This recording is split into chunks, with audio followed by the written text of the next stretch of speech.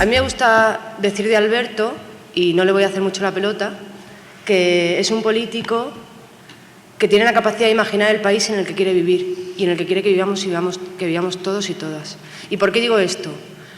Porque es un político que en un momento en el que la vida va demasiado deprisa, sobre todo cuando se está en política, y supongo que tendréis vosotros y vosotras la misma percepción, de que, ¿no?, de que todo va muy acelerado, de que la política se decide casi a golpe de tuit últimamente, es un político que tiene la capacidad de pensar en el largo plazo. Él dice siempre que hay que hacer la política con las luces largas. Y yo creo que eso es fundamental, porque es un político, y yo he tenido la oportunidad, gracias a que trabajo en Izquierda Unida, de conocer a muchos políticos de la política española en los últimos años, que tiene esa visión estratégica que es fundamental.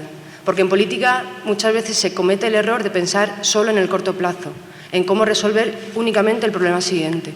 Y Alberto tiene esa capacidad, como os decía, de pensar a largo plazo y de nunca perder el objetivo central, que es construir un nuevo país que sea mejor para sus gentes. Parece un objetivo muy sencillo, pero al mismo tiempo es un objetivo muy complejo en su desarrollo.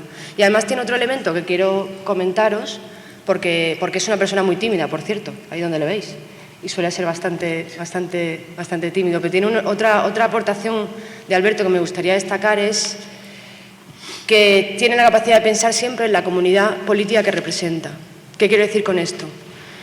Nosotros, bueno, en el libro se recoge, yo, como ha comentado Mariano, no he tenido la oportunidad de leerlo en detalle, conozco algunos elementos, pero creo que refleja bien lo que ha sido la política, ¿no?, nuestra vivencia política en los últimos meses, corregidme si me equivoco. Y creo que hay otro elemento que Alberto ha aportado y que aporta, y que también creo que hay que ponerlo en valor, y es que él siempre piensa en términos de comunidad. Es decir, tiene una capacidad de pensar en colectivo que también le hace ser un dirigente político, porque al final es lo que es, de primer nivel. Es decir, siempre piensa en esa comunidad que no es únicamente la comunidad de IU, no es una comunidad corporativa, sino que es una comunidad política de las personas, de las mujeres y los hombres de este país que comparten esa visión de país y que pelean cada uno desde su trinchera, por muy pequeña que sea, para que ese país sea una realidad. Y de Miguel quería comentaros solo una anécdota que creo que le define muy bien, o por lo menos la relación que hemos tenido con él.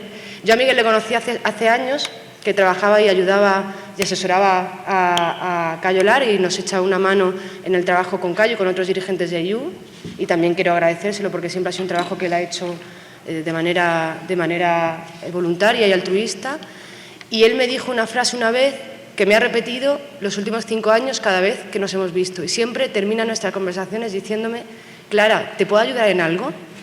Y eso es algo que Miguel siempre ha hecho y que yo le agradezco muchísimo, porque realmente ha sido una persona en la que nos hemos apoyado permanentemente en el trabajo de la comunicación. Yo, como ha dicho Mariano, soy la secretaria de comunicación de IU, y siempre hemos podido contar con él para todo tipo de ideas, para todo tipo de proyectos, y creo que en ese sentido le define muy bien, ¿no?, esa idea del te puedo ayudar en algo permanente, que realmente, como os decía al principio, en estos momentos de tanta prisa política, es mucho de agradecer. Y quería, bueno, pues agradecérselo y aprovechar esta presentación para decírselo personalmente. La primera cosa que me llamó la atención, y en primer lugar doy las gracias por haberme invitado a esto, es que un libro que sea una conversación entre un argentino y un comunista solo dé para 200 páginas.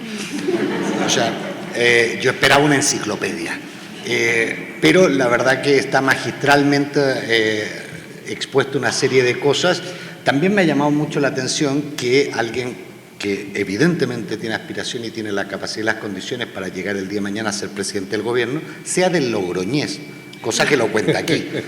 Es decir, en este libro hay muchas intimidades que me han llamado la atención, porque nunca me había reconocido un fallo de esas características, pero también pienso que en realidad cualquier periodista mañana ya llega tarde para enterarse de muchas de las cosas que se cuentan en este libro y cómo se cuentan con honestidad. Yo creo que es un libro valiente, es una conversación muy valiente y muy honesta, lo cual caracteriza a los dos autores. Yo en eso voy a ser como los jueces, soy imparcial, mentira, no lo soy, con ninguno de los dos, porque soy amigo de los dos y por lo tanto evidentemente me gustan las cosas que hacen, pero este libro a mí eso me llama mucho la atención, la honestidad con que vas relatando una serie de cosas y también haciendo una serie de planteamientos de futuro.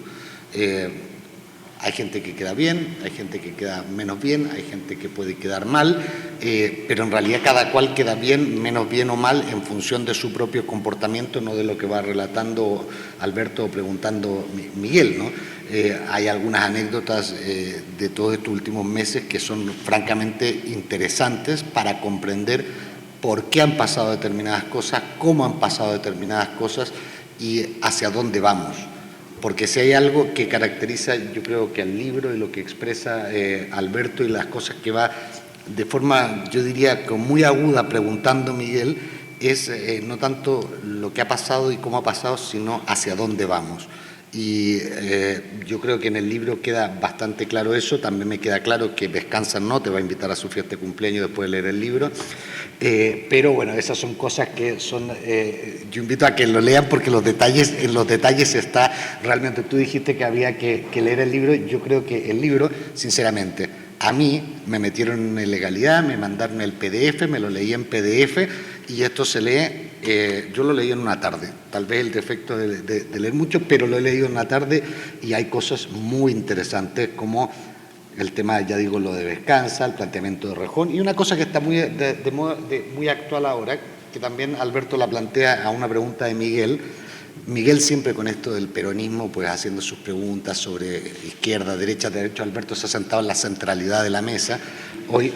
Pero Alberto dice en un momento dado, ni el marxismo ni los partidos comunistas se definieron como de izquierda, se definían comunistas, que no es exactamente lo mismo. Bueno, esa es la diferencia entre definirse como socialista o como socialdemócrata también. Yo creo que ahí había una serie de cosas que son claves del pensamiento de Alberto y cómo lo va desarrollando. Y hay me voy a permitir una última frase que me ha parecido muy buena, son dos en realidad. Una sobre Mariano Rajoy, que yo creo que es una forma muy educada de plantearlo, y dice: nadie le ha escuchado a Mariano Rajoy exponer cuál es su modelo de sociedad. Nadie lo conoce. En realidad nunca le hemos escuchado exponer ninguna idea. Pero Alberto de forma educada lo dice sobre modelo de sociedad. Y también otra que me ha llamado la atención y que yo me imagino que Alberto tal vez después, y yo estoy haciendo las trampas aquí para que él después explique las cosas un poco mejor, pero él dice que nunca... Lo voy a leer literal porque no voy a hacer que yo le meta en un lío, y más ahora que estamos en periodo electoral. Pero tú dijiste respecto a Podemos, dice: es muy raro ver un artículo de alguien de Podemos que hable de economía, de las condiciones materiales de la vida. Todo está articulado en torno a peleas de poder. Bueno, tú lo desarrollas aquí, tampoco hagas de spoiler del libro, yo estoy soltando unas ideas para que la gente lo lea, pero a mí esa frase, después, ¿sabes qué hice? Me metí en Google y tenías razón. Ahora, finalmente voy a decir una cosa, y esto lo digo desde el cariño, pero también desde la claridad. A mí, Alberto me devolvió la fe en la clase política. Y quien lea este libro le va a pasar cosas muy similares, porque es un libro que está hecho entre dos personas que se tienen respeto intelectual, que se tienen cariño, pero que tienen la suficiente honestidad para pinchar y contestar en la forma que uno hubiese querido preguntarle en su momento a Alberto, y yo creo que has tenido un privilegio, Miguel, de todas estas horas en Bahamas, hablando de este libro y preparándolo, o en las Seychelles, ¿dónde fue? En el medio de tu campaña, pero evidentemente vale la pena, sobre todo, y ya termino, para saber hacia dónde vamos. Cuando yo le conté la inquietud de Editorial Turpial, no esperaba que me dijera que sí, porque primero por las condiciones en las que el libro se produjo, por las condiciones de Alberto, no las mías, que estaba en la última parte de la investidura que no fue, generando la confluencia que ahora se presenta en esta elección, y prácticamente yo creo que todavía estábamos conversando cuando se disuelven las Cortes, y el libro está aquí. Entonces, aceptar por parte suya, con los compromisos que tiene un líder político de la envergadura suya, era realmente, en primer lugar, un acto de amistad hacia mí, pero también un acto de fe, porque esto era una montaña rusa que no sabíamos a dónde iba, no que se iba a parar o no, sino a dónde iba. Además, también es muy delicado hacer un libro de la valentía que ha hecho Alberto en plena campaña. Este libro, como decía Gonzalo, podría tener bueno, esto en realidad es el tráiler, ¿no?, de la conversación entre un comunista y un argentino. Ya vendrá la película en varios tomos. Pero realmente él tuvo la valentía de exponer realmente su pensamiento político y su posición. Pero esto que estoy diciendo en realidad tiene que ver con el modo de hacer política de Alberto, porque esto que digo puede ser uno de los temas del libro. Porque el tema del libro es el relato de una investidura, no que no pudo ser, sino que nadie quería que esta investidura llegara a convertirse o desembocar en una presidencia. Se pretendía ir a una nueva elección por parte de casi todos los partidos políticos que estaban allí presentes, y Alberto no hace otra cosa que describir eso, pero para describir eso hay que empezar por describir al personaje que está tomando esa posición, porque lo primero que nos está diciendo eso, y no es muy difícil verlo, es que la única persona que está haciendo política es Alberto en ese escenario. Entonces, aquí sí podemos empezar a hablar del personaje. Cuando yo digo en el prólogo que lo describo de algún modo para poner ante al lector quién es el personaje que le va a hablar, no el personaje que ve mediáticamente, sino qué hay detrás de ese personaje, cómo se mueve. Yo digo algo que ha leído Mariano, pero que es la impresión que yo tuve desde el día en que lo conocí, que pisé su casa, donde entré en una casa donde vive un candidato a presidente que vive como un estudiante, con su novia Ana, que es médica, que casi nunca está, porque está en el hospital, y con su hermano Eduardo, que también es economista, con el Eldil, que es mi amigo, con Winter, que no tanto, que son los dos gatos. Winter pasa de mí, duerme plácidamente, el Eldil se bebe el agua de mi vaso, y yo realmente tengo una regresión cuando entro en la casa de él y me siento muy bien porque vuelvo a mi época de estudiante, pero vuelvo a una manera de un ámbito de estudio que es mucho más serio y a la vez mucho más lúdico, porque es un sitio donde hay un señor que está trabajando para transformar la realidad. Dicho esto, lo primero que anticipo que esto no es una geografía. Acá hay momentos críticos, no necesariamente compartimos la misma mirada, cada uno desde su lugar. Estamos hablando de un candidato a presidente, no hay que perder esa perspectiva, pero sí en un diálogo cómodo que se fue desarrollando de una manera absolutamente caótica durante muchas horas, que tenían lugar a lo mejor después que Alberto no había dormido, que venía de viaje, que venía de una discusión, de una negociación política. Es decir, es un libro que se ha ido haciendo a salto de mata. Y de alguna manera creo que el libro se ha ido haciendo en esa forma de la mejor manera que se podía hacer. Entonces esto no es un diario cronológico del tal día, tal hora pasó tal cosa y él nos va contando como si fuera un periodista y un político. No. Él tiene otra cosa que contar acá. Hay un capítulo que se llama La investidura del candidato McGuffin, que es recurriendo un poco a la figura de Teña Hitchcock, que es para despistarte, ¿no? La psicosis comienza con un robo y pensamos que la película va de eso y no va de eso, va de un psicópata que mata a la chica que robó. Bueno, esta investidura iba de un candidato y resulta que no, que después nos enteramos que no iba de buscar a un presidente, sino de buscar la mejor ventaja frente a una elección en la que estamos ahora. Entonces, el libro va narrando eso, pero también digamos, es el campo de batalla, pero el paisaje que hay detrás del campo es la concepción que tiene de la política Alberto. Quisiera decir 2 o 3 cosas más para terminar el perfil de él, que tienen que ver con una decisión que tomé yo y que él aceptó, que fue la de comenzar cada capítulo con una cita de Leonardo Sciascia. Más de uno se preguntará, ¿qué pinta Sciascia? Pues para mí pinta algo tan interesante como que yo veo en Alberto un eco de una clase política italiana por la que yo tengo un gran respeto, entre los que están Sciascia, por ejemplo, Pietro Ingrai o Rossana Rossanda, que es gente que además de ser intelectuales de alto vuelo, como lo es Alberto, tenían una idea política, más allá del afecto o el rechazo que esta idea nos generase, pero tenían una idea política, y en el caso de Sciascia la llevó hasta sus últimas consecuencias en una lucha muy tenaz desde la izquierda, como diputado del Partido Comunista y como diputado del Partido Radical, luego contra la mafia.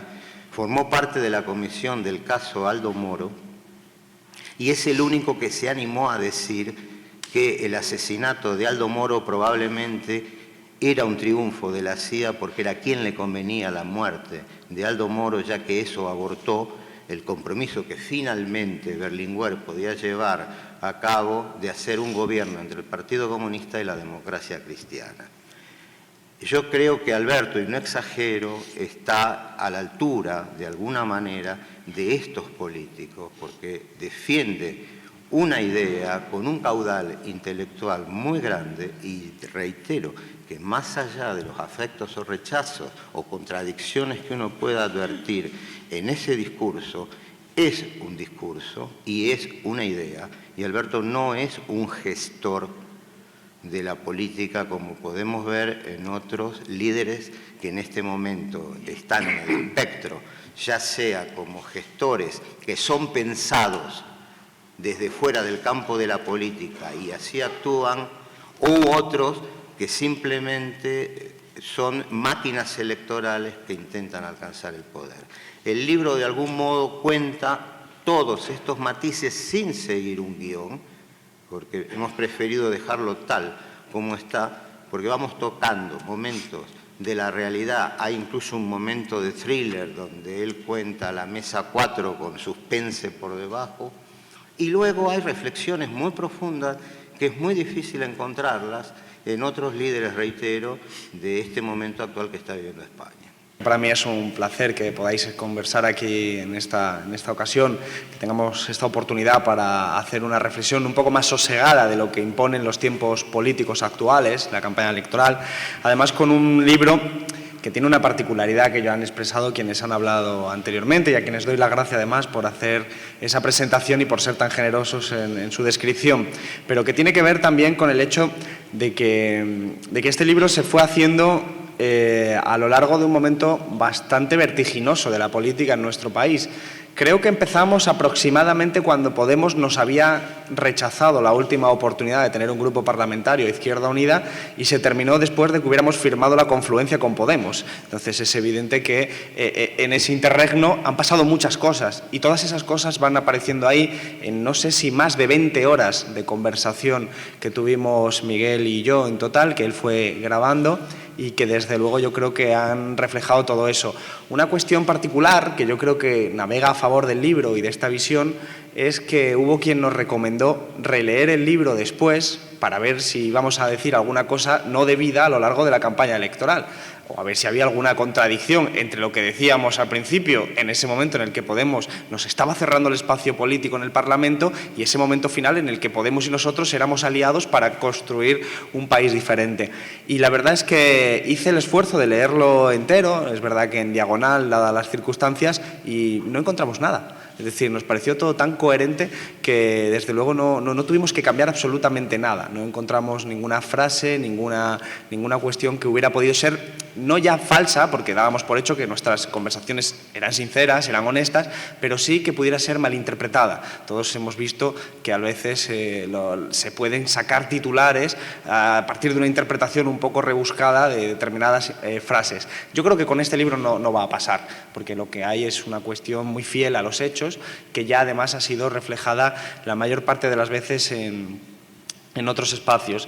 Pero sí que fue un libro que, si yo le dije a Miguel que desde luego aceptaba la oferta de conversar, sin saber hacia dónde íbamos, porque no se sabía si íbamos a una investidura de hecho o si íbamos realmente a nuevas elecciones.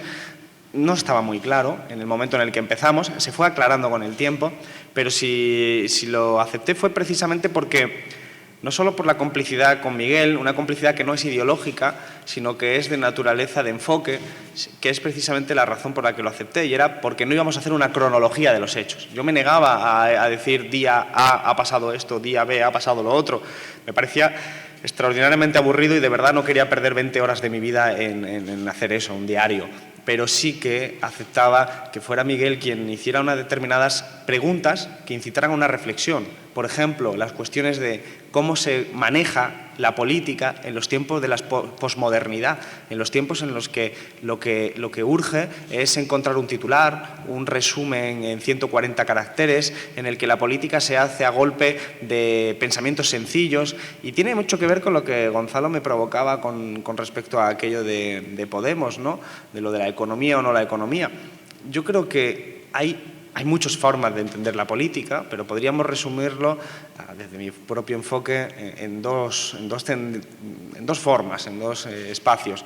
Uno es el de ver la política a lo Juego de Tronos, es decir, en la que nos interesa, por ejemplo, la lucha de poder dentro de los partidos y entre los partidos a sí mismo, y entonces que es más o menos lo que vemos en los telediarios habitualmente. Pues Pedro Sánchez ha peleado hoy con Susana Díaz, mañana han hecho las paces, el próximo día Jordi Sevilla resulta que ha tenido un gesto de amabilidad con Mariano Rajoy, no sé, cuestiones que tienen que ver con esa interrelación entre los sujetos políticos individuales y cómo se llevan, ¿no? Y al final, en Juego de Tronos no hay economía tampoco. En Juego de Tronos lo que hay es una lucha de poder entre determinadas facciones, unas desaparecen, otras crecen, unas emergen, otras pierden, pero oscila todo en torno a esa retórica del poder, que yo creo que siempre es interesante y siempre es importante, y ahora podemos entrar en ello seguro, porque ha influido mucho, especialmente en materia del Partido Socialista. Pero a mí me gusta ver la política de otra forma. A mí me gusta ver la política en términos históricos. Es decir, ¿para qué sirve la política en este momento concreto de la sociedad? ¿Qué modelo de sociedad vamos a construir en el futuro? ¿Qué modelo de sociedad tenemos en nuestra cabeza? ¿Cómo queremos que sea la educación, la sanidad, las relaciones laborales? ¿Cómo queremos que sean las relaciones sociales? ¿Queremos que las relaciones sociales sean libres en el sentido republicano? Es decir, que tengamos la capacidad de elegir cómo nos relacionamos unos con otros. ¿O queremos que sean esclavas del designio del mercado, que al final convierte todo en flexible y al final nuestras relaciones sociales están muy determinadas por una relación productiva en la que tú eres trabajador hoy por 4 horas, mañana el jefe te puede llamar a las 5 de la mañana y tienes que ir, al día siguiente tienes que marchar a Alemania? ¿Y cómo conformas un proyecto de vida sobre esas bases? Pues estas preguntas tienen que ver con las decisiones políticas que se toman en el Parlamento. Aunque nos parezca que una cuestión es coyuntural y la otra es estructural, hay una interrelación inmediata. Cuando el Partido Popular le da el botoncito de aprobar una ley en el Parlamento, se produce una serie de efectos sobre la vida cotidiana de la gente, tanto instantáneos, inmediatos, como por ejemplo cuando el Partido Popular rechazó la dación en pago de las viviendas. Eso evidentemente supuso que los desahucios continuaban al día siguiente, y eso afecta de forma inmediata a la gente, pero también van modelando en esas instituciones, pues digamos, la forma en la que la gente vive y se relaciona continuamente. Entonces, reflexionar de esas cosas, que puede parecer muy abstracto, para mí es fundamental. Por eso decía lo de Mariano Rajoy. Yo no sé si Mariano Rajoy tiene más o menos ideas de alguna cosa. La verdad es que yo, la vez que estuve con él, como dije ya públicamente, lo primero que me habló fue del tiempo, y fue lo único que nos pusimos de acuerdo, en que llovía. Entonces, es un hombre afable en lo personal, pero vacuo. Es decir, no le vas a preguntar por qué. No sé, se me haría extraño preguntarle qué papel cree que debe jugar la socialdemocracia en el momento actual de la globalización financiera. Se me haría extraño, o sea, no estaría hablando con el señor Rajoy. Con el señor Rajoy puedes hablar de fútbol. Es la impresión que tenemos, ¿no? Y que probablemente se acerque mucho a la realidad. A mí me gusta hablar de esas cuestiones y del modelo de sociedad porque es la política con mayúsculas, y esa no se hace solo en los parlamentos. Entonces, las reflexiones de este libro tenían mucho que ver con ese modelo de sociedad, que es, además, lo que nos ha hecho llegar a un acuerdo de coalición, aunque ha estado condicionado por todos los meses precedentes que han sucedido. Y termino esta pregunta con una cuestión que lo vincula con lo del Partido Socialista. Nosotros intentamos convencer a Pedro Sánchez de que él debía ser el presidente del gobierno. Aceptábamos los resultados y no queríamos elecciones. Nosotros no queríamos que el Partido Socialista gobernara con Ciudadanos ni gobernara con políticas de derechas. Pero le dijimos, para intentar seducir políticamente a Pedro Sánchez, intentamos ir ya no solo por la vía de la argumentación política, sino por la vía del ego. Y dijimos, Pedro Sánchez, tú vas a ser el presidente de todos y todas.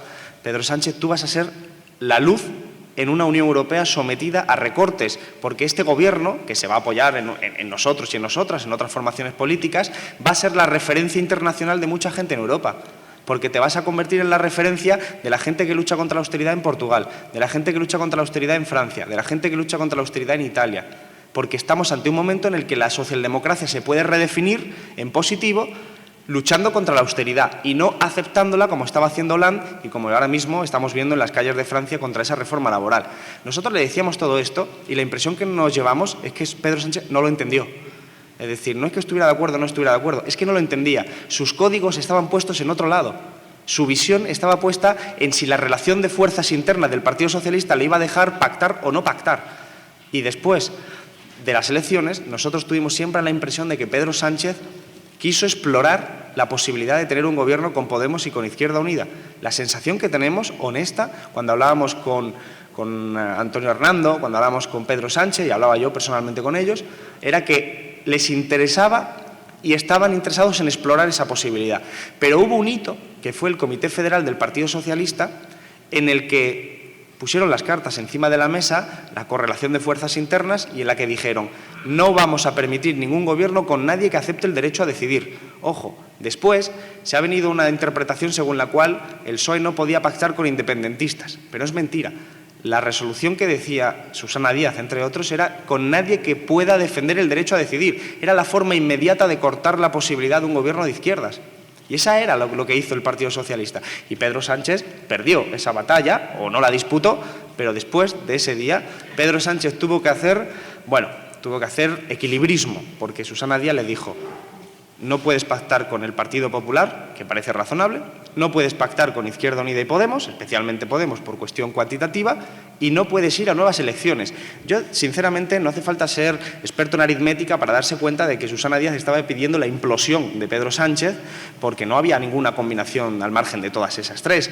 Entonces, al final, el Partido Socialista, la dirección, se vio condicionada por esa correlación de fuerzas, empujada al único camino posible, que era un camino que no sumaba, que era el camino de Ciudadanos. Y con ese camino nos intentó presionar al resto.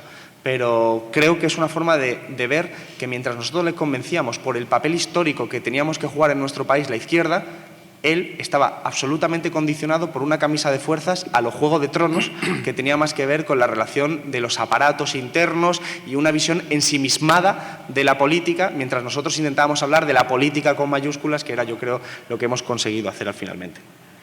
Porque claro, que encajar todo este tipo de actos en la agenda de campaña ha sido complejo, ¿no? Y encajar el tema del libro y demás, pero otra idea que me parece importante, que quería compartir con vosotros, y creo que además lo acabamos de ver, ¿no?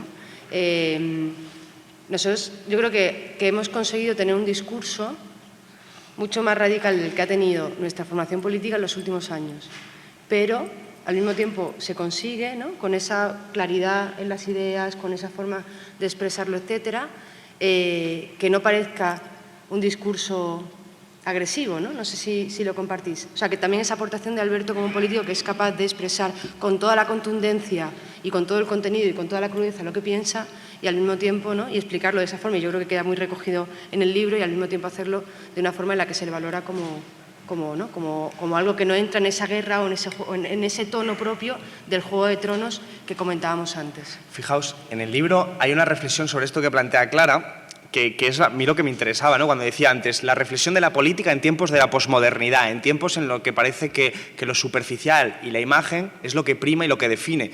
Yo creo que nos puede gustar más o menos, pero esa es la realidad que vivimos, es la realidad que nos condiciona. Yo recuerdo siempre una anécdota que puse en Twitter, pero nada más entrar de diputado, que me habían robado la bici, ¿no? Me habían robado la bici y puse irónicamente, así, no soy muy gracioso, pero puse un tuit que dijo: me han robado la bici, los recortes llegan hasta la puerta de mi casa. Bueno, es la tontería puesta ahí al azar. Y al día siguiente estaban en todos los periódicos locales que me habían robado la bici a mí. Entonces, de repente se convirtió en noticia y los periodistas me llamaban: te han robado la bici. Yo no me lo puedo creer. Es decir, cómo algo de 140 caracteres llega a eso, y este libro pues se lo va a leer muy poca gente, al margen de la gente que estamos aquí, pero los que están buscando la salsa de la política no van a ir probablemente, o van a ir buscando cuántas veces viene Pablo Iglesias y qué opino de él, ¿no? Pero no van a leer la profundidad.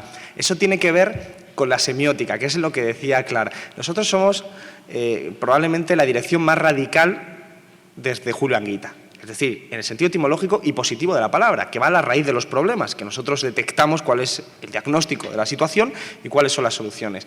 Y se da una circunstancia que yo he reflexionado mucho y he conversado con Pablo y con Íñigo el otro día en Málaga, y es algo que ya hemos dicho en los medios de comunicación, y es el papel de la semiótica, ¿no? De la imagen en política, de lo importante que es en los debates, cómo se comporta uno y de la propia imagen. Claro, yo le decía, lo resumo así en modo irónico, pero que yo creo que contiene mucha fuerza, ¿no? Pablo Iglesias puede decir 200 veces que no es comunista, que no se lo cree nadie. No se lo cree nadie, porque parece comunista. Yo puedo decir 300 veces que soy comunista y no me cree nadie, porque no parece que sea comunista. Esto opera en la mente de la gente. O sea, yo me encuentro... Esto está cambiando un poco en la última fase en la que el comunismo ha vuelto de moda, ¿no? Y ahora, esta mañana estaba en Espejo Público y era todo como el comunista a por él, ¿no? Pero antes era como, bueno, es comunista, pero es buena gente, ¿no? Es comunista, pero a mi casa puede entrar, le dejaría entrar. Podría comer con él, esas cosas, ¿no? Creo que eso opera mucho en las formas. Creo que tiene que ver con las formas. Yo sigo sorprendido de que después de que el CIS haga sus valoraciones yo siga siendo el mejor valorado. Y digo, me han debido de ver, pero no de escuchar, porque lo que estoy diciendo es importante, es sistemático, es una crítica brutal del capitalismo. Estoy diciendo que si un sistema no respeta los derechos humanos, ese sistema tiene que desaparecer y ser superado. Y me refiero al capitalismo y al sistema político. Pero claro, las formas importan mucho. Y las formas también hacen que la política hoy en día pues tenga que ver con el reconocimiento o no de otras fuerzas que parece, de hecho, por ejemplo, en Izquierda Unida, en las negociaciones, parecía yo la cara amable, digamos, de relaciones con el Partido Socialista, cuando yo he tenido mi posición clara y nítida desde el principio con respecto al Partido Socialista. Les dijimos desde el primer día, como vayáis con Ciudadanos, nosotros no vamos con vosotros. Lo que pasa que ellos, por la circunstancia que ya he descrito, van por otro lado. Pero como nosotros no éramos tan... Bueno, éramos más moderados en el lenguaje, más elegantes a la hora de relacionarnos, parecía que nosotros éramos más partidarios de pactar, cuando eso nunca fue así. Nosotros fuimos desde el principio muy sinceros porque esta dirección, insisto, es muy clara, y eso que nos hemos enfrentado a las propias tensiones internas, porque no todo el mundo, y eso sí, ya me he acordado de la pregunta, no todo el mundo en Izquierda Unida opinaba lo mismo. No todo el mundo opinaba lo mismo. Es más, es que creo que este libro recoge de forma sintética mucho de lo que ha pasado, o prácticamente todo lo que ha pasado, no ya en los últimos meses, sino en los últimos años. Yo a Miguel lo conocí prácticamente cuando Tania Sánchez estaba marchando de Izquierda Unida y cuando un montón de gente de Izquierda Unida, visible para la gente, es decir, pocos en nivel absoluto, pero cualitativamente importantes porque era muy reconocido por la gente, se fue de Izquierda Unida a Podemos. Uno más tarde, otro más pronto, pero se fueron a Podemos. Un momento de crisis interna e integral en Izquierda Unida y en el que iniciamos un proceso de renovación. Desde ese momento hasta este han pasado muchas cosas y en Izquierda Unida hemos conseguido, sin embargo, poner en marcha un proceso de renovación que se ha completado hace muy poco. Pero es que mientras este libro lo estábamos haciendo, yo había veces que llegaba con 3 horas de sueño a hablar con Miguel y tenía que parar la intervención porque estaba negociando con el PSOE, estaba negociando con Podemos y estaba negociando con los míos. Es decir, era una cosa verdaderamente complicada y yo estoy sorprendido de que haya salido todo bien. Es decir, de que haya salido todo como habíamos previsto, ¿no? Esto que decía el equipo A, ¿no? Que me encantan que los planes salgan bien. Pues más o menos han salido bien y hemos conseguido corregir todos los problemas que habíamos detectado en Izquierda Unida, poner una organización en marcha adaptada a unas circunstancias, digamos, de la posmodernidad y de la sociedad del 2016, teniendo una organización que se fundó en 1986, y al mismo tiempo hemos conseguido encarrilar una coalición que en el momento en el que este libro se empezó era impensable, era absolutamente impensable. De verdad, han pasado muchas cosas, ya naturalizamos, pero cuando empezamos a hacer este libro, la coalición era impensable, absolutamente, porque veníamos de un intento fracasado con rotundidad, que fue el del 20 de diciembre, y una campaña de resistencia en la que, evidentemente, los resultados nos dejaron desolados. Nos dejaron desolados parcialmente, porque esperábamos menos voto y más escaños. Y tuvimos más votos, 1 millón de votos y 2 escaños por la ley electoral. Pero conseguimos recomponernos hasta el final, llegar a un proceso de Izquierda Unida en el que nuestra candidatura tuvo un 75%, nuestras tesis políticas un 75% y la consulta del acuerdo con Podemos un 87% a favor. Después de todo lo que hemos pasado, desde luego yo creo que podemos estar orgullosos de ese trabajo.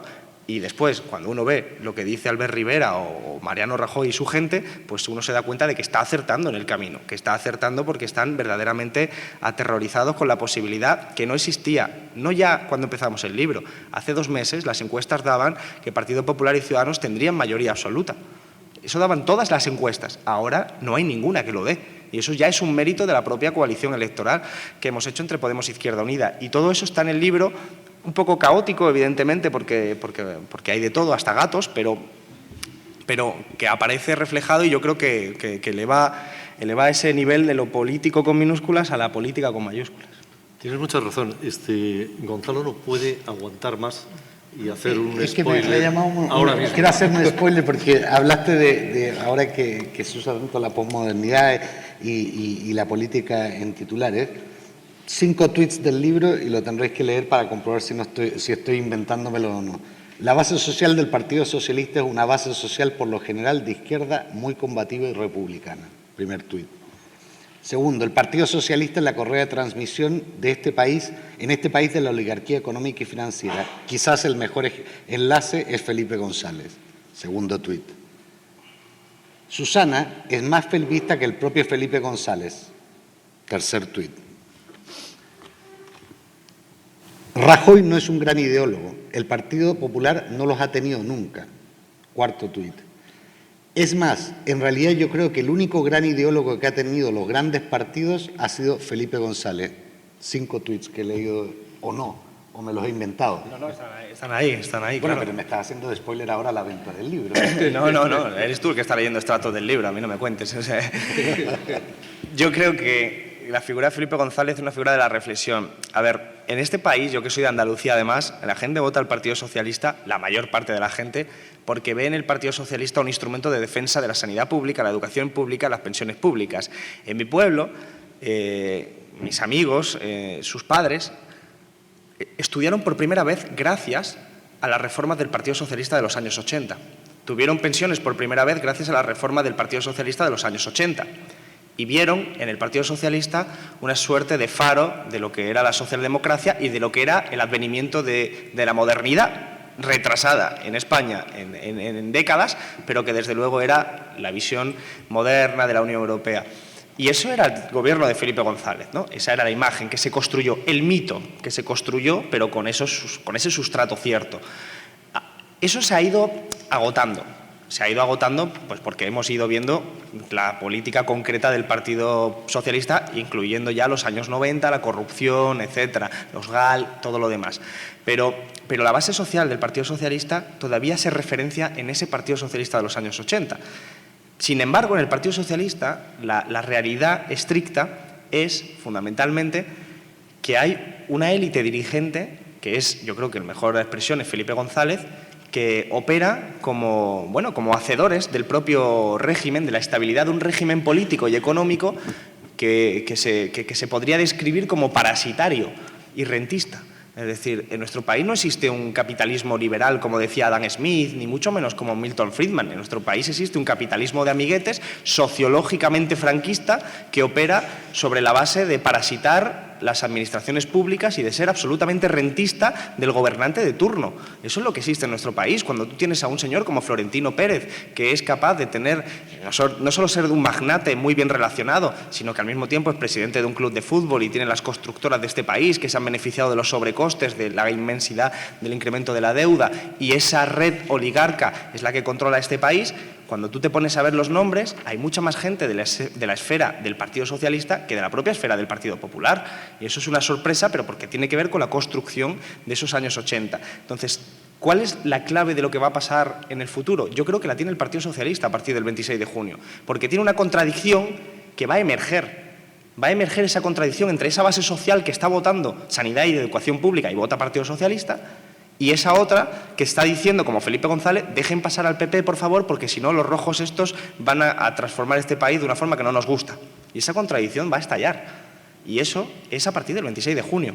Por eso no es casual que el Partido Popular y Ciudadanos hayan dicho ya con quién quieren pactar, que nosotros hayamos dicho ya con quién queremos tener alianzas y el Partido Socialista no haya dicho nada. Bueno, hoy Pedro Sánchez ha dicho que no va a haber gran coalición, pero que Pablo Iglesias no será presidente. Otra vez en aritméticas imposibles, ¿no? Salvo que no le llame gran coalición a dejar gobernar al PP, que ahí por ahí van los tiros, evidentemente. Pero creo que está expresando esa forma de que el Partido Socialista es realmente uno de los canales por los que el régimen se ha sostenido durante tanto tiempo, contra la voluntad de mucha gente que vota Partido Socialista por criterios totalmente diferentes. Estas reflexiones que hacemos aquí en torno a los libros no la hace la mayoría de la gente que vota Partido Socialista. En Andalucía el votante del Partido Socialista lo hace convencido de que el Partido Socialista es el que defiende las pensiones públicas, así, tal cual. Una cosa es que sea verdad o que sea mentira, eso ya es otro debate. Pero cuando uno va a Andalucía, como digamos el gran feudo del Partido Socialista, y habla con la gente que vota PSOE, pues el votante del Partido Socialista lo hace, según ellos y a sus coordenadas, por principios ideológicos. ¿Qué creo que ayuda a pensar que la contradicción del Partido Socialista se puede resolver de forma muy negativa para la sociedad? Pues la última carta de Felipe González al dictador de Sudán del Sur, creo que era, ¿no? Del norte, Sudán del Norte. Dos cartas, porque en esa carta, que generó una polémica enorme, el Partido Socialista no dijo absolutamente nada. No quiso hablar de esa carta, lo que creo que expresaba el poder inmenso que sigue teniendo una figura como Felipe González, que no puede ser criticada ni en su propio partido. Y luego ya termino diciendo que uno de los problemas de los partidos tradicionales, Partido Popular y Partido Socialista, pero que sobre todo operan en el PSOE, es que llevan tanto tiempo gobernando y en estructuras de poder que los cuadros políticos no son cuadros intelectuales, son gente de aparato. Es decir, uno ve a Felipe González, a Rubalcaba, al señor Griñán, y puede estar en las antípodas de su pensamiento. Pero tú sabes que esa gente ha leído, tú sabes que esa gente tiene un modelo de sociedad cambiante, flexible, pero tú sabes que en última instancia, en una categoría flexible, podríamos encajarlo en la figura de intelectuales. Pero en las siguientes generaciones del Partido Socialista no hay perfiles de esas características. El único que se le aproxima, a mi juicio, sería Eduardo Madina, que ya hemos visto dónde ha acabado. Pero en el Partido Socialista suelen triunfar aquellos que se han dedicado íntegramente en su vida política al trabajo interno de partido. Y claro, esto es lo que los economistas llamamos coste de oportunidad. Si tú, de 24 horas que tiene el día, dedicas la mayoría a las peleas internas para poder sobrevivir, no las estás dedicando al estudio, a la formación, al debate ni a la cercanía con la calle. Y cuando pasa como en Andalucía, que lleva a la gente que se metió en el PSOE con 15 años, lleva 30 años gobernando, en mayoría absoluta, integras y asumes una cultura política que está absolutamente desconectada de lo que está pasando en la sociedad. Y yo creo que eso se ve cuando uno ve noticias como que el PSOE paga a los militantes por pegar carteles. Eso en nuestra tradición política es imposible. Los carteles los pegamos nosotros, nuestra organización. Y eso en el PSOE lo pega su organización en las ciudades donde todavía tiene organización, pero en grandes ciudades está pasando la mercantilización de la política hasta ese extremo. Dejan de ser partidos ideológicos y son pues, maquinarias electorales llevadas y gestionadas por empresas. Uno puede entender en la política como la gestión simplemente burocrática de determinadas funciones, y yo no lo creo así. Yo creo que la política no es solo gestión, la política es plantear un modelo de sociedad. Esto tiene mucho que ver con esa figura de la tecnocracia que nos han intentado vender, ¿no? Al principio del 15M había determinadas visiones que nos decían: es mejor que se vayan todos los políticos y que venga alguien de fuera, un tecnócrata que sabe lo que tenemos que hacer todos y todas. De hecho, tuvimos a Mario Monti en Italia como un ejemplo de esa figura, ¿no? De la figura del candidato independiente, como si candidato independiente fuera candidato neutral, como si existiera la posibilidad de que alguien fuera neutral.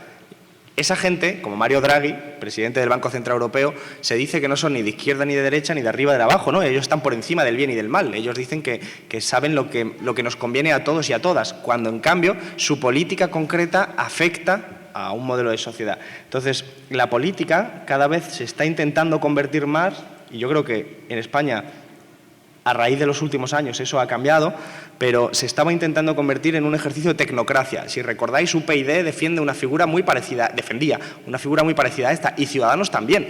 Defiende la figura de la tecnocracia, de dejar todo en espacios independientes, privados de la política. Claro, si todo es independiente, estás diciendo que es independiente de la democracia. Si tú quieres un presidente del Banco Central Europeo independiente, quiere decir que no le vota a nadie, pero ¿quién le elige? ¿Y qué política realiza? Esas son las preguntas que nos resuelve. Cuando Albert Rivera dice, quiero un presidente independiente que mire por todos, por interés general, ¿qué está diciendo realmente? ¿Qué es lo que está sugiriendo? Lo digo porque lo dijo en un determinado momento de las negociaciones, ¿no? Ese candidato independiente.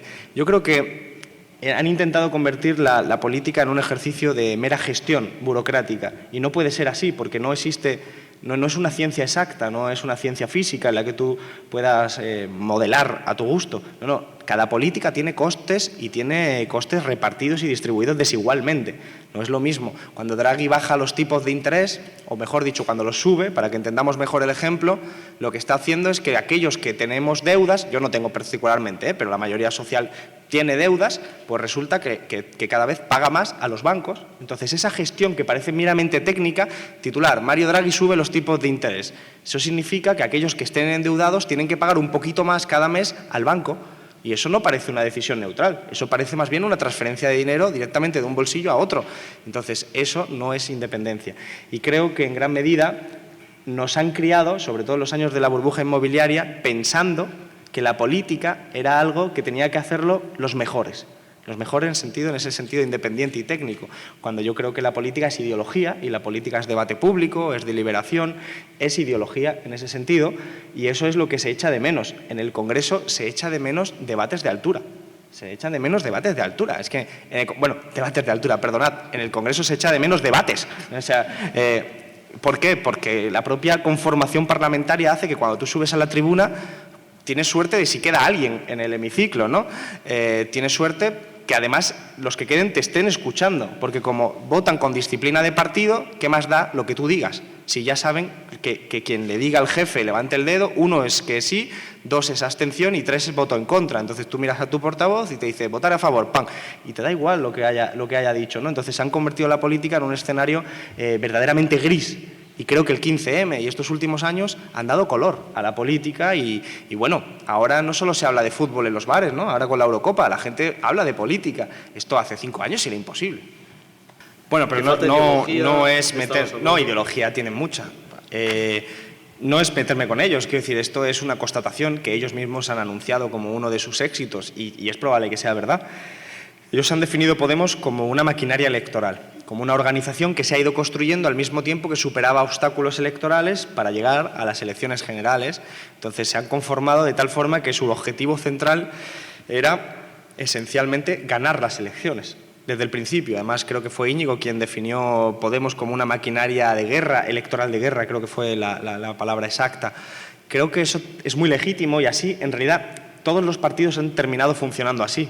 Por mucho que digan otra cosa, el propio Izquierda Unida, uno de sus defectos ha sido ese, el convertirse simplemente en una maquinaria electoral. Porque quizás por mi deformación de economista, pero ese concepto de coste de oportunidad expresa gráficamente lo que estoy intentando transmitir, que existe un trade-off, es decir, un intercambio. No puedes hacer las dos cosas al mismo tiempo. Si tú tus recursos de una organización los dedicas y tu militancia y tu organización se dedica a centrarse en el ámbito electoral y tienes a toda tu gente volcada en el ámbito electoral, hay otras cosas que estás dejando sin hacer. Esas otras cosas que estás dejando sin hacer es construir tejido social en los barrios, construir tejido social en los conflictos laborales, conflictos sociales. La pregunta que nos hacíamos muchos en el año 2013, antes de existir Podemos, era ¿por qué cuando llega la crisis del capitalismo, Izquierda Unida no ha canalizado esta frustración para mejorar nuestra sociedad? O una pregunta todavía más interesante, ¿por qué cuando sucedía un desahucio, la gente que quería parar el desahucio no iba a Izquierda Unida, sino a un movimiento social? Cuando Izquierda Unida, teóricamente, había sido constituida en 1986 para jugar ese rol, para jugar el rol de protección de la clase popular, de protección de la mayoría social y de autoorganización en pos de un proyecto social mayor. Cuando a ti un banco te quita la vivienda es cuando tú tomas conciencia de que el mundo está jerárquicamente constituido y que tú formas parte de los desposeídos de la sociedad. Y es en ese momento donde, si tú tienes una organización al lado que te ayuda a entender esa circunstancia individual, que no deja de ser una expresión de una circunstancia universal, es ahí donde, digamos, la rabia y la indignación se puede convertir en compromiso político. A eso a nosotros lo que nos llamamos con construir, en vez de una maquinaria electoral, un movimiento político y social. Claro, que ese movimiento político y social tiene que tener una expresión también electoral, porque si no, no puedes alcanzar las instituciones. Pero creo que uno de los errores de Izquierda Unida tradicionales fue que, queriendo ser lo que acabo de describir en 1986, acabó dependiendo extraordinariamente de las elecciones. Yo le pregunté a Anguita que por qué razón él pensaba que en circunstancias muy similares en cuanto a la crisis económica y países del Mediterráneo y vínculos como había entre Italia y España, en este país no teníamos prensa de papel. Es decir, en este país no hay hoy, a día de hoy, un diario socialdemócrata con un peso específico. No hay prensa de derecha conservadora. La prensa que hay nacional, a veces sus portadas compiten con Mongolia. En cambio, en Italia tú dispones de La República o La Estampa que... Mongolia no es un país, sino... Mongolia no es un país, me dice Alberto, sino que es la revista de la cual este señor es editor. Bueno, aquí tenemos conflicto de partes. Hay un diario de derecha en el cual escribía Sciascia, que se llama El Corriere della Sera, que es un diario referente en la prensa europea. Hay semanarios, aquí los semanarios han desaparecido. Yo ponía en un artículo el otro día que por ejemplo, los catálogos como los de los almacenes IKEA han reemplazado el lugar que antes ocupaban los semanarios de opinión en la casa. Por eso Podemos, con acierto me parece, ha utilizado el contenedor político que circula entre la clase media de este país, que es el catálogo de IKEA, no una revista de opinión política como era Cambio 16 en los 80. Entonces le digo a Anguita, ¿cuál es la diferencia? Que ante una crisis similar, un ciudadano de Milán baja, compra la barra de pan y a lo mejor compra 2 periódicos. Hay periódicos de izquierda, está La Unità y está El Manifesto. Y Anguita se quedó mirándome en silencio, como hace él, un largo rato, y dijo, bueno, es muy sencillo. Yo digo, a ver, ¿cuál es la fórmula? Pues dice, el Partido Comunista en Italia, junto con los partisanos, colaboraron en erradicar el fascismo con las armas en la mano. En España nos legalizaron. Eso es el carrillismo que acaba de explicar Alberto. Una organización que se fue burocratizando y que no es un hecho aislado, es con toda una comunidad, es con todo un cuerpo social, que es el español, que está recuperando muy lentamente el ritmo político. Por eso dice él que en un bar se habla de la Eurocopa y se habla de lo que ha dicho Pablo Iglesias o Albert Rivera la noche anterior en un debate. Yo recuerdo hace 3 años, ¿cuánto tiene Mongolia? 4. Cuando Mongolia arranca, se empieza a presentar después del 15M por todas las ciudades de este país. Yo fui a la de Barcelona. Estaba Maruja Torres, estaba Pera, Adanti. ¿Tú no estabas? No. Faltó con parte de enfermo Enrique González. Yo estaba parado ahí en un costado. La primera sorpresa que me generó en la central del Raval, que la presentación no era en el sótano donde yo había presentado oscuramente un libro una vez, sino que era en el gran pabellón de la librería, donde habían puesto tribunas, y ahí había, bueno, la misma cantidad de gente que hay aquí. Yo siempre he insistido mucho, de hecho recuerdo, Dani Ayllón está por aquí, que es mi jefe de prensa desde prácticamente noviembre del 2014, lo primero que hice fue darle un libro sobre la historia de Italia y le dije, te lo tienes que leer para entender el proceso de lo que vamos a vivir y de lo que tenemos que evitar. Hablabas del Manifesto y la Unità, ¿no? La Unità tuvo que cerrar en el 2014, finalmente. Ya solo queda el Manifesto, que además se preocupan y tienen hasta 2 corresponsales en España. Eso es impensable en nuestro país, porque creo que el Partido Comunista, una de las cesiones más grandes no fue la bandera republicana, fue la pirenaica, el tener que desmontarla y tener que desmontar mecanismos de comunicación y de sociabilización de una determinada ideología, porque la ideología es importante tanto en el nivel micro, que obedece al lenguaje, ¿no? Es decir, cuando Guindos dice el otro día no hay que subir la presión fiscal, nosotros no vamos a subir la presión fiscal, está acertando con el marco, porque presión fiscal es un concepto que la gente no conoce, pero que puede desgranar fiscal.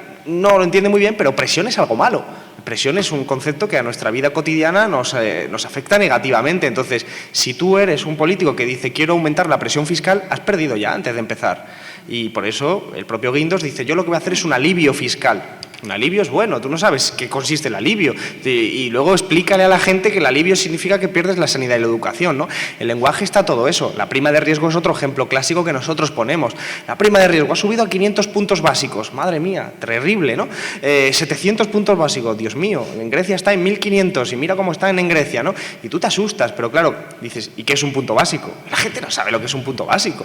Y dices, bueno, es que dicen 500 puntos básicos porque si lo dijeran en porcentaje, que es con lo que corresponde, es un 5%. Y un 5% no te asusta tanto, pero 500, claro, 500 es el billete que no ves, es, en fin, un número que te asusta. 5% la comisión que te cobra el banco y no te alerta tanto, ¿no? Entonces, desde ese nivel micro, el lenguaje es importante. ¿Pero cómo se distribuye la propia ideología? Pues a través de mecanismos de comunicación, de medios de comunicación, de revistas, de panfletos, de divulgación, de talleres, de formación. Y la izquierda en este país nunca ha tenido tampoco grandes intelectuales. Ha tenido intelectuales, ha tenido a Sacristán, ya ha tenido a Fernández Buey, ya ha tenido a mucha gente, pero no hemos tenido a Gramsci, no hemos tenido al Tusser, no hemos tenido a los franceses, no hemos tenido bueno, todo el comunismo y del siglo XX y el siglo XXI, no hay un español entre los grandes líderes que han influido sobre el pensamiento de la izquierda, ni siquiera el pensamiento socialdemócrata, ¿no? Tiene mucho que ver con nuestra propia historia, quiero decir.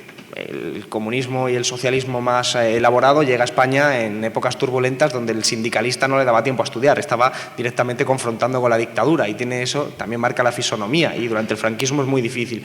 Pero las organizaciones de izquierdas, incluso en la democracia, no han dedicado atención a estas tareas. Y al final, si tú permites que las clases populares, su única información proceda de los grandes medios de comunicación empresariales que sitúan el segundo eje, el primero sería la microeconomía, los conceptos micro, las palabras, los discursos, pero el segundo es el control de la agenda, sobre qué se habla y sobre qué no se habla. Es decir, eso es determinante. ¿Por qué hablamos de Venezuela y no hablamos de Francia? ¿Quién ha determinado eso? ¿Quién ha determinado hablar de Venezuela y de todo lo que Albert Rivera y el PP quiere, mientras que en Francia no estamos hablando de la huelga general que tenemos al lado? Un compañero nuestro, Sarrión, ponía siempre un ejemplo muy claro. Él, como profesor de filosofía, siempre preguntaba a sus alumnos en la universidad, el primer día le preguntaba, ¿cuál es el gobierno más malo del mundo? Y todos contestaban, el de Cuba, el de Venezuela, todos los años. Así que les pregunto, ¿y cuál es el nombre de los presidentes de esos países? Y todo el mundo lo sabía. Raúl Castro, Maduro, todos estaban súper informados. Y les pregunto, ¿y cuál es el presidente de Portugal? Y ellos son de Salamanca, que van siempre a Portugal. Bueno, no sabía nadie el nombre del presidente de Portugal. Y les pregunto, ¿y habéis estado en Venezuela o en Cuba? Ninguno. ¿Y habéis estado en Portugal? Todos. Es decir, es un ejemplo de quién ha pensado por vosotros, quién ha pensado por esa gente, ¿no? Y al final eso es lo que nos está pasando a la sociedad. Lo que Italia hizo fue desde el principio entender al Partido Comunista como un Estado alternativo. Es decir, el Partido Comunista no era una organización para presentarse a las elecciones, era una sociedad alternativa en sí misma. Es decir, con toda su identidad católica, con todos sus barrios. Es decir, si tú eras del Partido Comunista italiano, era tu forma de identidad. Era como el que dice, yo soy cristiano, pues yo soy comunista y yo me relaciono y mis compañeros, mis vecinos son todos comunistas y son comunistas porque nacemos, nos criamos, nos desarrollamos y nos sociabilizamos juntos. Era una institución alternativa, por eso existía tanto miedo al pichí, por mucho que se puedan hacer críticas teóricas y demás. En nuestro país, no, en nuestro país hemos sido maquinarias electorales y ahí lo hilo con lo anterior. Y el propósito que quería plantear es, hoy no existe izquierda en Italia. Hoy no existe una izquierda antisistema en Italia. Hoy todo eso se ha evaporado. Y cuando el Pichi, que tenía 2 millones de afiliados, decide desaparecer, decide autoinmolarse, su militancia baja a 600.000 militantes en apenas 2 años. de 2 millones a 600.000 militantes. ¿Qué pasaba con eso? Que la mayoría de la gente no se había ido al Partido Democrático de Sinistra, sino que se había ido a su casa, frustrada, desesperada. Y nosotros el temor que teníamos es que esta ola social, política, hiciera desaparecer a Izquierda Unida y al Partido Comunista de la misma forma que había aparecido en Italia. Y cuando tú dejas todo eso como un desierto, lo importante no son las siglas, lo importante es la energía social que canaliza tanta militancia. ¿Por qué un militante de Izquierda Unida o del PC de León está vinculado emocional y políticamente a uno de Almería? Pues a través de ese trabajo colectivo que es Partido Comunista, que es Izquierda Unida. Si nosotros dejábamos morir Izquierda Unida, todo eso desaparecía. Y eso, esa fuerza y esa energía social era necesaria y sigue siendo necesaria para la transformación de nuestro país. Por eso, el mirar el espejo italiano para evitarlo era para nosotros fundamental. Y por eso éramos tan críticos y tan hostiles con los que decidían irse de Izquierda Unida, porque tomaban soluciones individuales sin pensar en los efectos colectivos que tenía esa decisión. Y nosotros, desde luego, el hecho que hayamos salido bien, pues es orgulloso. Todavía no nos ha dado tiempo a celebrarlo. Viendo las monstruosidades que pasan alrededor del mundo, ¿qué podrías contar sobre tu pensamiento del papel que puede jugar un partido como el vuestro en ese contexto más internacional, tanto en Europa, que es un desastre en mi opinión, pero bueno, como cosas más monstruosas como Siria o como, ¿sabes? No sé si haces algún comentario en el libro sobre este tipo de cosas que trascienda lo nacional, pero supongo que tienes un pensamiento absolutamente sólido con respecto a eso también, ¿no? Claro. No recuerdo que en el libro hablemos de esto, porque como hablábamos prácticamente de todo, pero no me acuerdo. Lo que ocurre es que yo sí soy de los que creen que la Unión Europea está a punto de implosionar como consecuencia de sus propias políticas. Es decir, cuando vemos lo que está pasando en el Reino Unido, pero sobre todo cuando vemos lo que pasa en el norte de Europa con el crecimiento de la extrema derecha, tenemos que verlo como síntomas de problemas que están más allá. Y ese síntoma de problemas que están más allá, yo aquí soy muy de Polanyi, de Karl Polanyi, el antropólogo, creo que las políticas neoliberales que ha aplicado la Unión Europea sistemáticamente han sumido en la depresión, en la frustración, en la desesperanza a gran parte de las clases populares de toda Europa. Y esas clases populares no han sido autoorganizadas por la izquierda, sino que en gran medida han sido canalizadas por la extrema derecha. Es sintomático que en Francia los hijos de los comunistas que vivían en zonas industriales son votantes de Le Pen. Cuando se dice que los comunistas han pasado a votar en Le Pen es mentira, no se da esa transferencia nunca. Se da a través de generaciones. El padre industrial que sufrió la reconversión sigue siendo comunista, por razones emocionales o lo que fuera. Pero su hijo, que ha vivido la desindustrialización, que probablemente tenga un trabajo precario, que no tiene futuro, que no tiene esa visión fordista keynesiana en la que vivió su padre, sí es potencial votante de Le Pen, porque le está canalizando su odio como víctima de la crisis y de la globalización. Y eso son las consecuencias ya no solo del capitalismo, sino de la articulación concreta de la Unión Europea. Entonces, si la Unión Europea no corrige ese rumbo, esto va a explotar. Es decir, una Unión Europea de la que hay gente que se quiere ir es evidentemente un diseño malo, es un diseño negativo.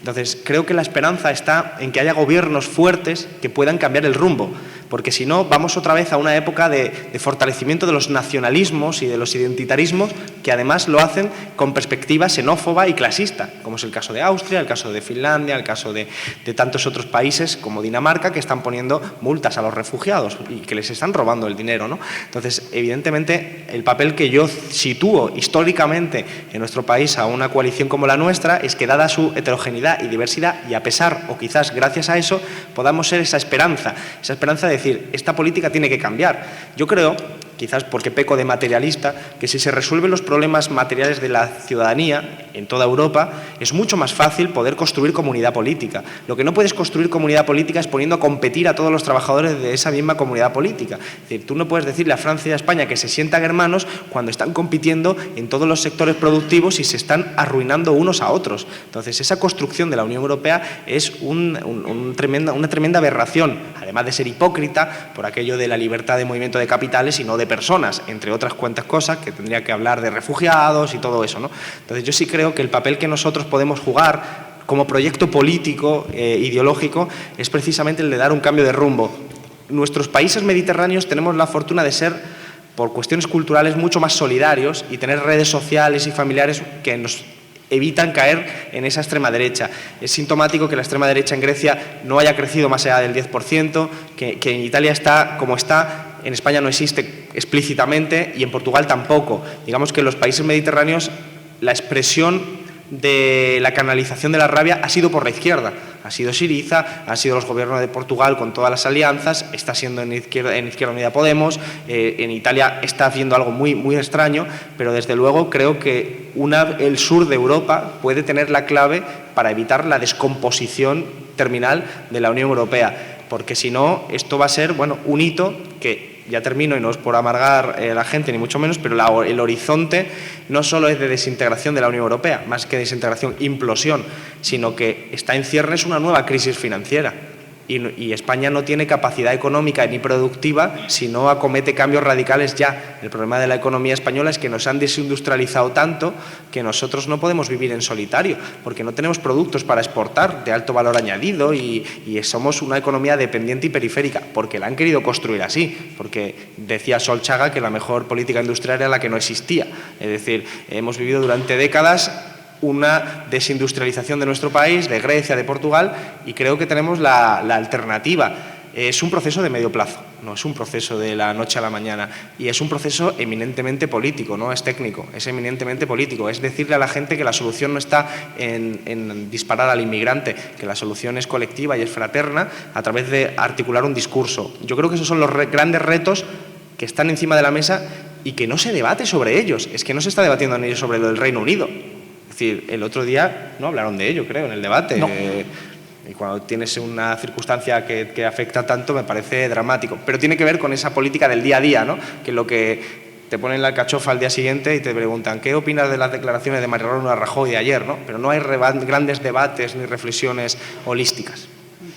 Yo creo que es muy interesante la pregunta que ha hecho Carlos y que merecerá que en una edición siguiente metáis un capítulo de política internacional, que me parece que es necesario, o sea que admitida tu crítica. Hay otra persona que quería hablar. Sí, bueno, yo quería preguntar a Alberto qué es lo que opina sobre TTIP, cuál es la posición que va a tomar la coalición sobre TTIP y qué medidas a nivel de información se deben tomar para que la sociedad se entere realmente de los riesgos que conlleva que se apruebe TTIP en la Comunidad Europea. Y otro apunte que lo acabas de decir tú es también que hemos tenido la suerte de que en Europa, de que en España no haya habido un resurgir de la extrema derecha. Yo creo que eso es la mayor suerte que hemos tenido. Aun ganando al PSOE, superando y teniendo unos buenos resultados, que hay que intentar evitar arrinconar al PSOE, o sea, que evitar su pasoquización, que no se viera en una situación de verse por detrás y de cerrarse en sí mismo ideológicamente para justificar una abstención y no apoyar un gobierno del cambio real. Quiero decir, que podría darse la situación de que Unidos Podemos supere en escaños al PSOE, pero aún así se deje gobernar a Pedro Sánchez como presidente para que su ego y el Partido Socialista internamente se crea el que gobierna porque podría ser la única opción. Teniendo más escaños, dejarles gobernar para ellos internamente poder justificarlo de cara a su electorado. Comprendido. Muy bien, una pregunta más. Digo, había alguien que quería hablar y ya contestas a los tres, si te parece. Esta no es la primera vez, creo, que usted hace mención al teatrillo, entre comillas, que pasa en el Congreso, que yo le quería preguntar si se trata más bien de un problema a nivel individual de conciencia de los parlamentarios, o si usted cree también que existe algún tipo de problema a nivel sistemático de la Cámara, y en caso de que existe ese dicho problema, ¿cómo cree usted que sería posible solventarlo? Y Alberto, dice Clara lo que quería decir y ya contestas tú. Vale. Y es que en todo este tiempo la formación y la pedagogía ha sido también parte de esa hoja de ruta. O sea, para nosotros ha sido fundamental siempre tener tiempo para estudiar, y eso es una cosa que con Alberto hemos trabajado mucho, ¿no? El que la vida no te lleve por delante, el que siempre te puedas parar un momento a pensar, a estudiar y a trabajar. De hecho, hay una anécdota, aparte de la del libro de Italia que ha contado en relación a Dani, que quería compartir con vosotros, que además, no sé si Miguel la recordará. Un día creo que el verano pasado, Alberto nos citó a una reunión que parecía importante y llegamos a esa reunión y había preparado un curso de formación online para que trabajáramos en verano una serie de textos que él entendía que era fundamental que toda la gente del equipo pudiéramos conocer, ¿no? Y yo creo que es un buen ejemplo del interés que él le pone siempre y el trabajo que hemos hecho colectivamente por esa formación, por ese estudio y por esa pedagogía que es al final una forma clave o el elemento clave para la hegemonía cultural y para la batalla por las ideas y el trabajo directo con las clases populares, ¿no? Que también yo creo que es un sello de identidad de todo lo que hemos venido haciendo en los últimos meses. Sí, además pequé de optimista porque intentábamos aunar lo que era la formación y la pedagogía, primero formarse uno y después tener capacidad de explicárselo al resto, porque en este tiempo político es muy complicado hacer eso, porque está todo muy acelerado. Imaginar las dificultades que hemos tenido para poder conversar, imaginaros para pensar. Yo siempre intento buscar huecos para leer, para leer sobre política, pero que te permita deconstruir tus ideas para poder reconstruirlas en una entidad, digamos, superior.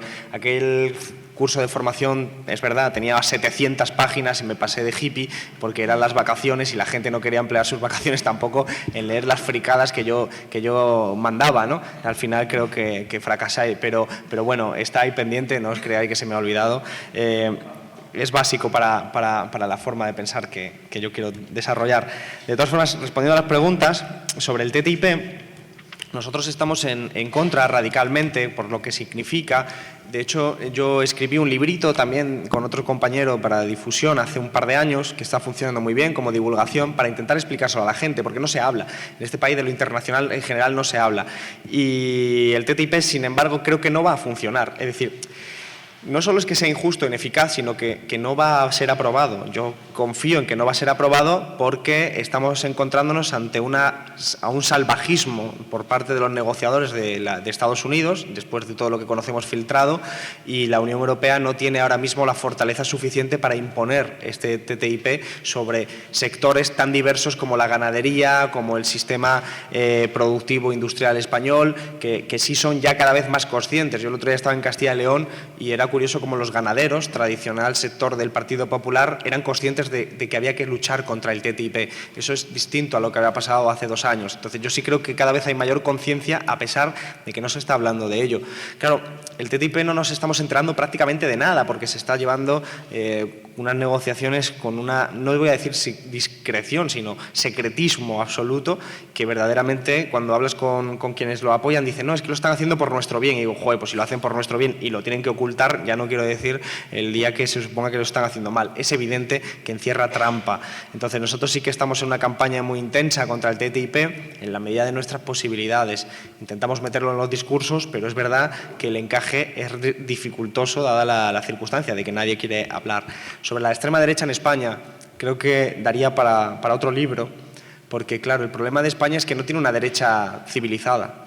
Es decir, el Partido Popular no es una derecha civilizada. El Partido Popular es una derecha reaccionaria que aglutina como partido político desde el sector más reaccionario de la sociedad, vinculado al fanatismo religioso, hasta un sector supuestamente liberal, social cristiano, de democracia cristiana, que se supone que representa la modernidad en nuestro país. Es un partido muy heterogéneo, es un partido atrápalo todo, como se llama en ciencia política, que es el partido que es la mayor expresión de peronismo en nuestro país. El Partido Popular, ya recordada a Cospedal diciendo, el Partido Popular es el partido de los trabajadores.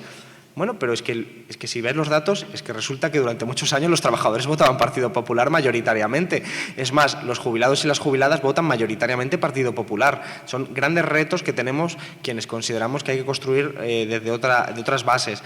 No obstante, también es verdad que en nuestro país no ha existido un ser inteligente, y inteligente en sentido de brillante, en la extrema derecha. Lo que hemos tenido han sido un par de directores de gimnasio intentando montar cosas totalmente nostálgicas del franquismo, pero no hemos tenido una Marine Le Pen, ni un Le Pen padre, ni hemos tenido gente que ha tenido capacidad en otros espacios políticos de atraer con discursos más capaces, ¿no? De todas formas, yo creo que el 15M y sobre todo la movilización posterior ha sido un cortafuegos del fascismo, porque aquí la rabia y la frustración se ha canalizado hacia principios y valores de izquierdas y es más difícil que ahora esa misma gente que cree que el culpable es el banquero, que el culpable es el sistema económico, con cualquier expresión, vaya a pensar que la culpa real la tiene el inmigrante. Y eso que somos un país que ha tenido enormes cuotas de inmigración. Bueno, aquí en esta mesa hay dos, ¿verdad? Entonces, somos un país que hemos tenido, digamos, los mimbres para que pudiera crecer la extrema derecha y no se ha desarrollado de esa forma. También es que, como decía, se absorbe mucho por el Partido Popular. La propuesta que hacía el compañero de a fondo sobre el PSOE y la pasoquización, hombre, es una propuesta curiosa. Es una propuesta curiosa. Yo creo que, ni aun comprándotela, el Partido Socialista va a gobernar con nosotros. Quiero decir, podría haberlo hecho ya. Es decir, quedar tercero y decirle Pedro Sánchez, te dejo ser segundo. ¡Buah! Eso va a ser, sería real, te dejo ser segundo, te dejo ser presidente, pero yo tengo la mayoría. Va a ser tomado como una tomadura de pelo, como una vacilada. El Partido Socialista lo que tiene es un problema ideológico, no tiene un problema de ego, al margen de que cada uno pueda tener su problema de ego como todo el mundo aquí. El problema del Partido Socialista es político. Es ideológico y es la contradicción que tiene en su seno. Y hasta que no se resuelva, nosotros no vamos a poder saber qué va a suceder. Y da igual las ofrendas que le hagamos a los nuevos santos, que eso realmente no va a influir. Va a influir la correlación de fuerzas interna en el PSOE. Y eso, pues, hombre, la verdad es que no conozco tanto el aparato interno del Partido Socialista como para saberlo. Yo sí creo que cuando... Si es verdad que las encuestas están planteando esa tendencia y nosotros nos quedan 11 días, 10 a partir de mañana para las elecciones, si en estos 10 días conseguimos movilizar el voto de la gente comprometida con nuestro proyecto en mayor o menor medida, es posible que los números de Unidos Podemos y PSOE sumen mayoría absoluta. Es muy posible. Incluso es posible que ganemos al Partido Popular en votos, lo cual sería también muy simbólico.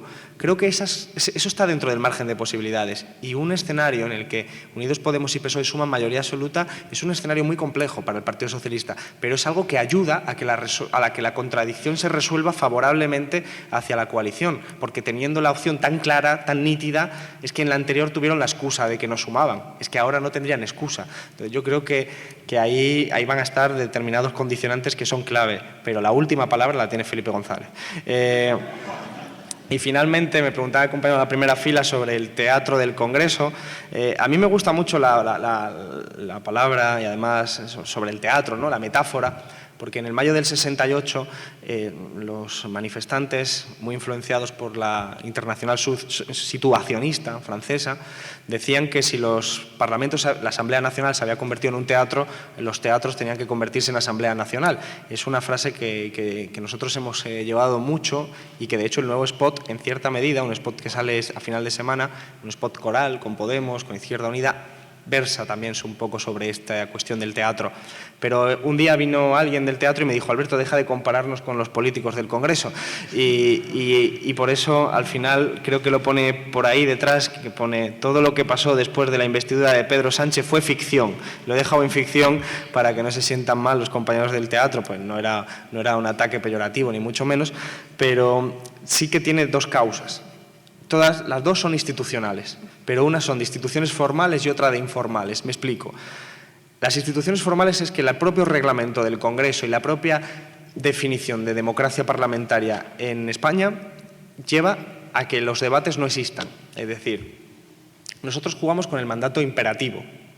Se supone que tenemos unos representativos, se supone que el diputado o diputada, una vez ha sido elegido, se desvincula del votante y ya piensa en el interés general. Esto se supone que se hace para que si yo soy elegido por Málaga, pues no me deba a los intereses particulares de Málaga, sino que pueda pensar en el nivel general. Esto es una derivación de la tradición liberal francesa y desde la Revolución Francesa. Pero en realidad en la práctica no opera así, opera un mandato imperativo, es decir, te debes y debes tu voto y tu lealtad al partido político. Eso es lo que ocurre. O sea, no hay libertad de voto, no hay en el Congreso. Hemos tenido muchos ejemplos, hemos tenido a Celia Villalobos contra el aborto, hemos tenido varios diputados del Partido Socialista que votaron contra la reforma laboral y contra la reforma de las pensiones y que han sido multados por ello, históricamente.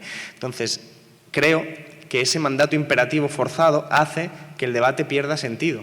porque entonces el Parlamento ya no se convierte en un lugar de deliberación. La deliberación es un instrumento precioso. Tú pones tus argumentos encima de la mesa, Gonzalo pone sus argumentos encima de la mesa, discutimos y aceptamos que él puede tener algo de razón y yo puedo tener algo de razón. Y se lleva a una conclusión. Esa es la teoría.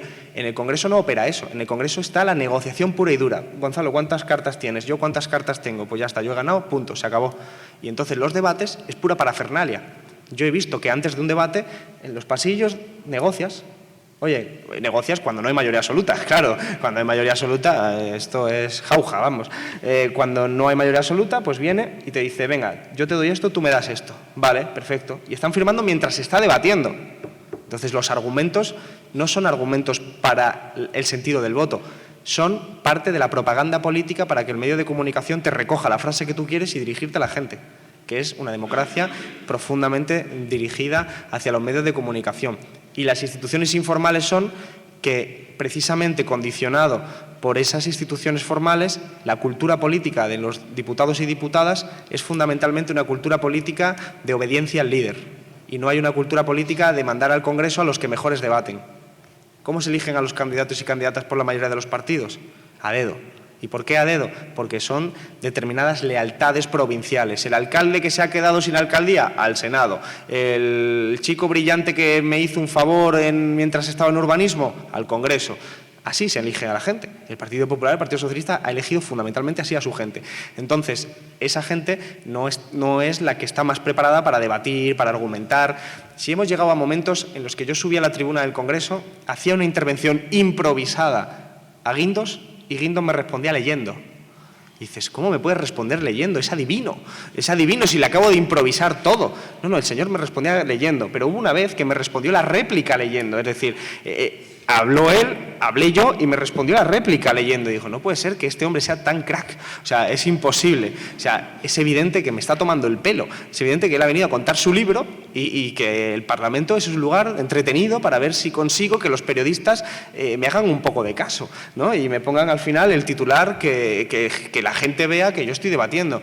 Tiene mucho que ver con la democracia que vivimos hoy en día. A mí no me conocen por las intervenciones del Congreso, a mí no me conocen porque Miguel me entrevista en este libro, a mí me conocen por debatir con Maruenda en la sexta noche. Es así.